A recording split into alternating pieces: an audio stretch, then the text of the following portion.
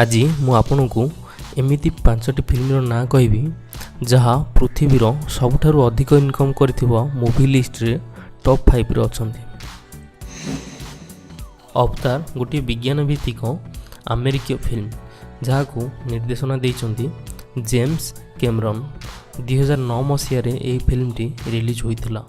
ଏହି ଫିଲ୍ମଟିକୁ ବନେଇବା ପାଇଁ ପାଖାପାଖି 23 କୋଟି 70 ଲକ୍ଷ ଆମେରିକୀୟ ଡଲାର ଖର୍ଚ୍ଚ ହୋଇଯାଇଥିଲା।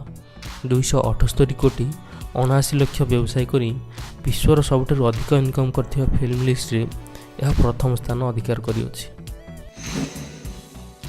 ଆଭେଞ୍ଜର ଏଣ୍ଡ ଗେମ୍ ହେଉଛି ଏକ ଆମେରିକୀୟ ସୁପର ହିରୋ ଫିଲ୍ମ ଏବଂ ଆଭେଞ୍ଜର ସିକ୍ୱେଲର ଗୋଟିଏ ପାର୍ଟ।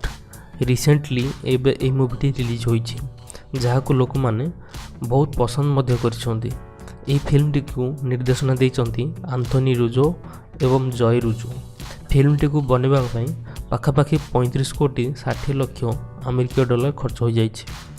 248 କୋଟି 96 ଲକ୍ଷ ବ୍ୟବସାୟ କରି ପୃଥିବୀର ସବୁଠାରୁ ଅଧିକ ଇନକମ୍ କରିଥିବା ଫିଲ୍ମ ଲିଷ୍ଟରେ ଏହା ଦ୍ୱିତୀୟ ସ୍ଥାନ ଅଧିକାର କରିଅଛି।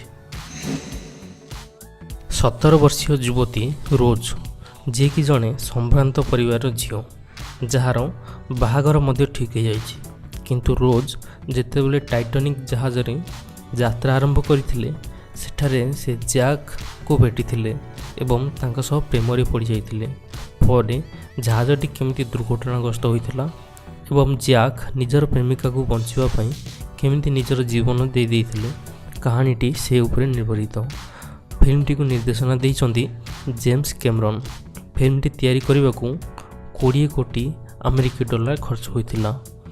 218 କୋଟି 74 ଲକ୍ଷ ବ୍ୟବସାୟ କରି ସବୁଠାରୁ ଅଧିକ ଇନକମ୍ କରିଥିବା ମୁଭି ଲିଷ୍ଟରେ ଏହା ତୃତୀୟ ସ୍ଥାନ ଅଧିକାର କରିଅଛି।